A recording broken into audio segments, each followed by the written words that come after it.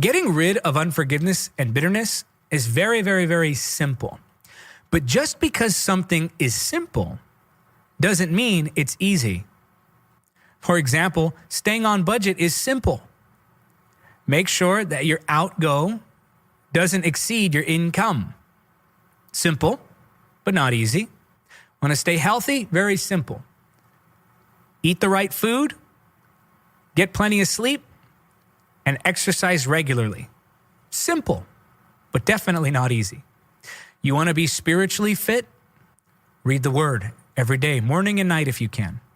Be in prayer every day. Live holy. Simple, but not necessarily easy. In the same way, forgiving people is so simple, but not at all easy. Because to forgive someone is to release them from the punishment that you want to come upon them. To forgive someone is to release them from ever giving you that apology that you wanted. That's difficult because we want that apology. In some cases, we want them to be punished. That's why I said what I said at the top of the broadcast, that often what we call justice today isn't justice, it's revenge. And I'm thankful that God didn't give us all justice, because if he gave us all justice, we'd all be in hell. Thank God he gave us grace, not justice. Ephesians 4:32 says, instead be kind to each other, tenderhearted, forgiving one another, just as God through Christ has forgiven you. I like to say, forgive faster than they can apologize. Don't wait for the apology. Forgive faster than they can apologize. So instead, be kind to each other. What does that mean? It means what it means. Treat each other with kindness. Tenderhearted. That means you're inclined to be tender toward them. You're inclined to show them kindness. You're inclined to be gentle toward them. You know, sometimes we have this list in our heads of people who we like and people who we dislike. Those are the ones I like. Those are the ones I dislike. The people we like, oh, we treat them with such kindness and tenderness. The people we dislike, oh, those are the ones I'm a little harsh with. I'm a little short with. Bible says, instead, be kind to each other. That's every believer. Tenderhearted. I'm inclined to be kind to you. Forgiving one another. Now, here's the real challenge. Forgiving one another just as God through Christ has forgiven you. How has God done it? He chose to do it. He suffered to forgive you. Really think about that. Jesus literally suffered to forgive you. Sometimes in order to forgive, you have to pick up your cross. There is a part in suffering when you forgive. There is a part of you that will suffer when you release someone.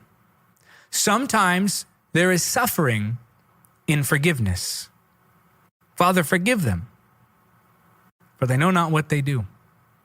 Sometimes people do know what they're doing to us, but that doesn't mean we don't release them. Matthew 18:21-22. Then Peter came to him and asked, Lord, how often should I forgive someone who sins against me?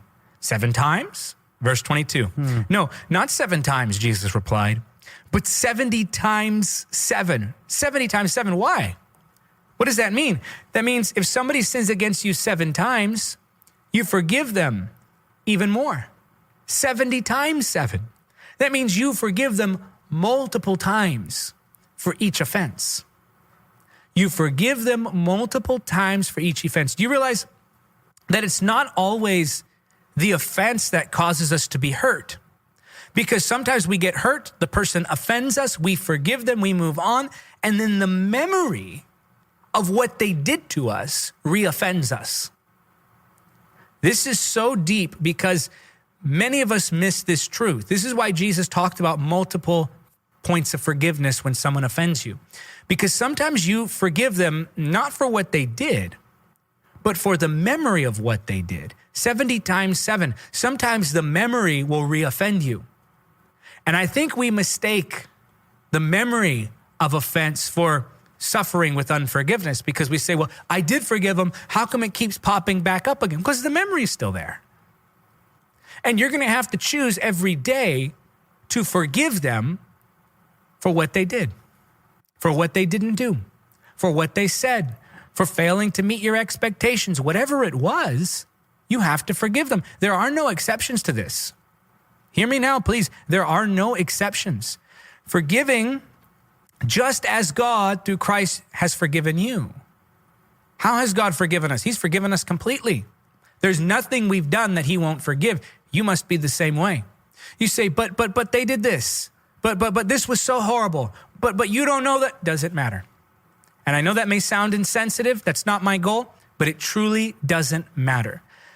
Anything that anyone could have done to us doesn't even come close to comparing to what we've done to God, to what we did to Jesus. Culture today will tell you, they'll actually attack me for saying that. David, you shouldn't say that. You don't know what people have gone through. But I'm not trying to be culturally correct. I'm trying to be biblically correct. You realize when we got saved, we became dead.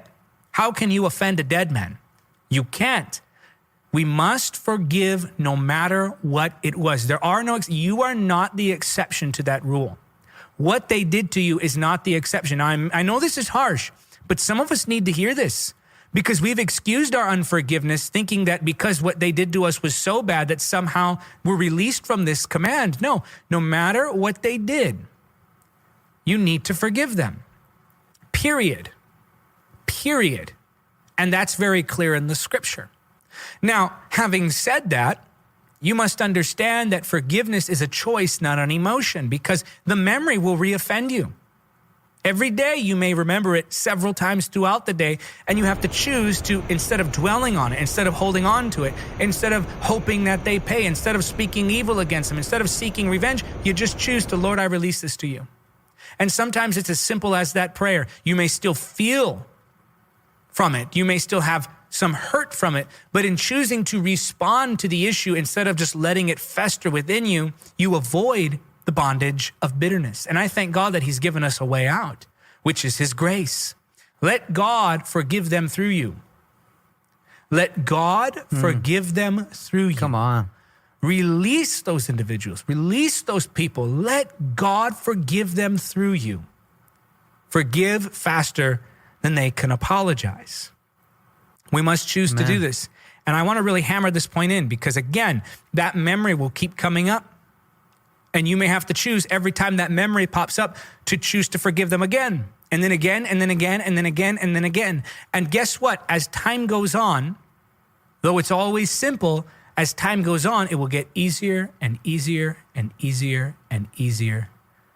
Like a spiritual muscle you're exercising, lifting that weight becomes easier and easier. Listen to this. Bitterness seeks revenge. Forgiveness seeks reconciliation. Bitterness lives in the past.